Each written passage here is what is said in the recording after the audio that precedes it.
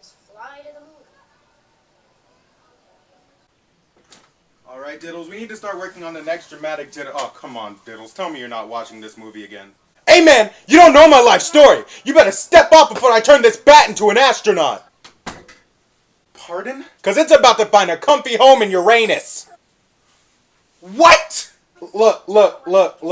I'm sorry, it's just... Let me turn this off. This movie really means a lot to me, you know? It connects to me on a spiritual level. What does that even mean? There's just so much to talk about. If only there was a way I could get my points across in one concise... Oh no. Don't do it. I'm gonna do it. Don't make a video. I'm gonna make a video. God damn it.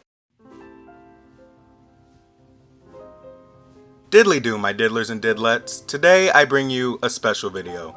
For you see, this video will not be monetized. It just feels wrong to monetize a topic so near and dear to my heart. As you probably picked up from the intro, we'll be talking about the Peanuts movie today. However, this isn't going to be a review. If this video gets good enough reception, however, I will do a completely non-biased review of this film. No, this video is more of me explaining why this movie is my all-time favorite film. Let's start off with a plot synopsis, shall we? When a new kid moves into Charlie Brown's neighborhood, he tries everything in his power to impress her. Yep, that's it. And with the subject as simple as the Peanuts comic strip, that's all you truly need. And that's a lesson I wish movie makers would take to heart when it comes to adaptations. You don't always need to come up with an extremely convoluted plot for something so simple. If there's a simple premise, all you need is a simple story. But, to be fair, the story of the Peanuts had already been mostly written out through the comic strips. But that's enough griping about the movie industry. Let's get to the real meat of the video. With a premise as simple as it has, they were able to put together many smaller stories to make this a feature-length film. And almost all of these stories are relatable in some way, shape, or form. Some of these situations can range from literal relatability to ideal relatability. And just for example, I'll be going over two of the subplots that stood out to me the most. One of the main subplots that stuck out to me was when Charlie Brown decided to go to the school dance to impress the little red-haired girl. This is probably going to be the most literal example in this video because I did the exact same thing in middle school. Back in 7th grade, our school was hosting a dance that in the beginning I wasn't going to go to. But when I found out that the girl that I liked was going, I immediately changed my mind. Sure, I spent most of the time sitting on the sidelines just watching her dance, but then it happened. The DJ started playing my favorite song at the time, Thriller by Michael Jackson. Next thing you know, I was surrounded by a group of people cheering me on as I put my hours of practice on Michael Jackson's The Experience to good use. And sure enough, on the third spin, there she was, looking right at me make a fool of myself. But you know what? I was happy. Sure, we never talked again after that, but I still remember how I felt that night. All eyes were on me and it felt so good. The second scene that was extremely relatable to me was Charlie Brown staying up all night to work on a book report and then quickly having it destroyed the next day. Now, this one is less literal and more ideal in a sense that I know what it's like to, as elders say, put your nose to the grindstone, only to have all of your hard work completely destroyed. And as many of you know, this happened to me quite recently. If you scroll back a bit on my channel, there's an audio file for Dimension 63 that I was supposed to animate for a final project. I worked long and hard getting all the necessary audio, arranging it, labeling the audio in Flash, and working on keyframes for the animation. And you know what happened? Flash crashed on me, corrupting all my data with only a week left to do something for my final. And to make matters worse, it happened live on stream for the whole world to see. And by whole world, I mean like 6 people. But regardless of that, I wasn't going to be able to redo the entire animation in a week. So I just had to suck it up and do something else from the very beginning. But just like in the movie, this failure didn't just affect me. It affected everyone else who spent their valuable time working on this project. From the voice actors to my animation professor, they were all looking forward to see what I could do. And it felt like I let them down in the end. Anyway, I'll link all the videos I'm referencing down below. If I don't, please remind me in the comments. So, you may be saying to yourself, alright Diddles, we get it. There are some scenes in the movie that remind you of things in your life. That doesn't explain why you hold this movie in such high regards. Well, Let me sum it up in one simple sentence. I am Charlie Brown. I know that may sound like a brash statement comparing myself to one of the most beloved characters known to man, but allow me to explain myself. Charlie Brown was made to represent the common man, the everyday, run-of-the-mill average Joe. While everyone else in his friend group seems to have their lives completely figured out, Charlie Brown tends to struggle with even what seems like the simplest of tasks. And even when you finally think things are gonna go his way, things seem to always blow up in his face. So I guess you could call him what he was designed to be.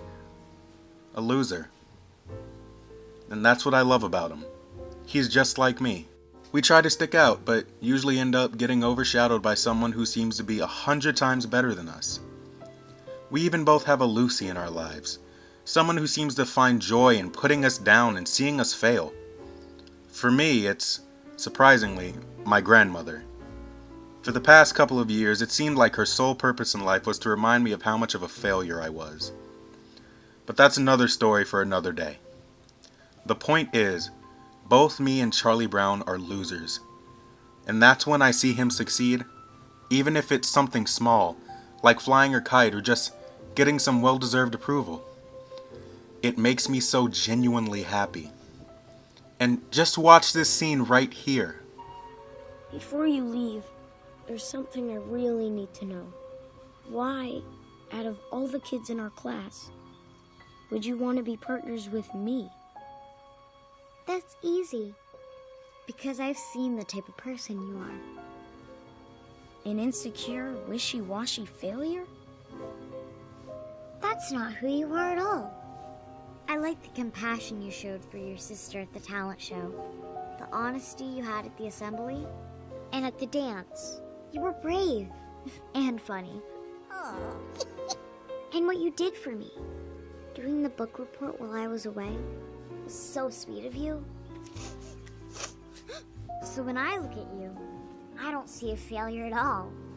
You have all the qualities that I admire.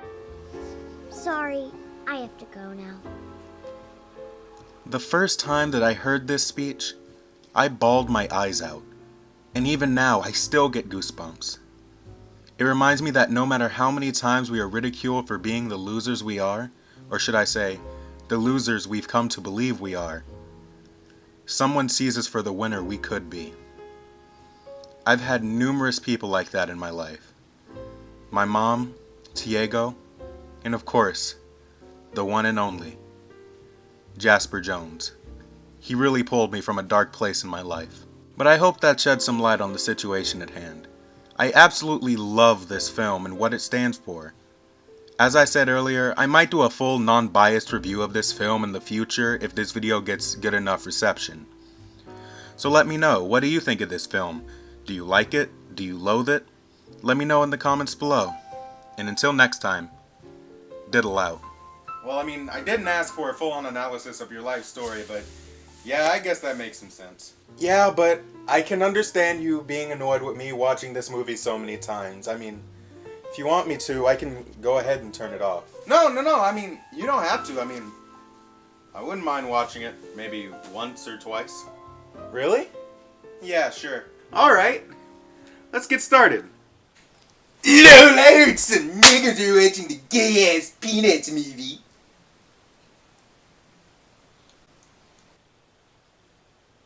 Respect women. It was worth it.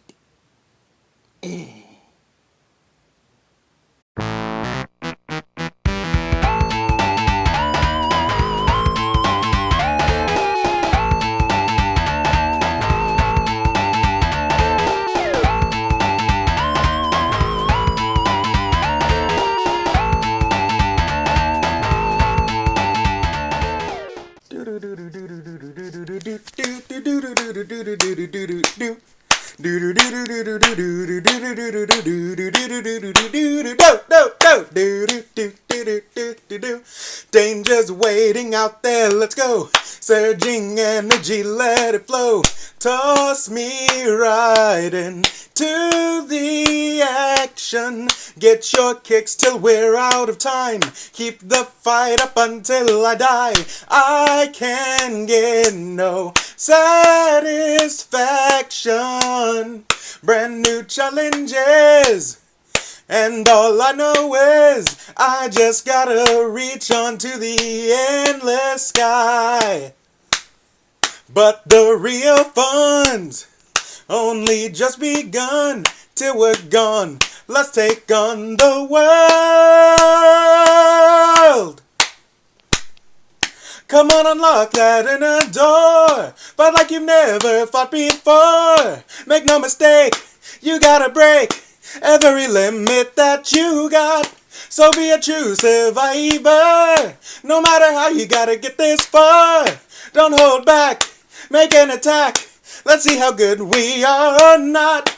Cause this is Dragon Ball Super, and even the gods are gonna wanna see.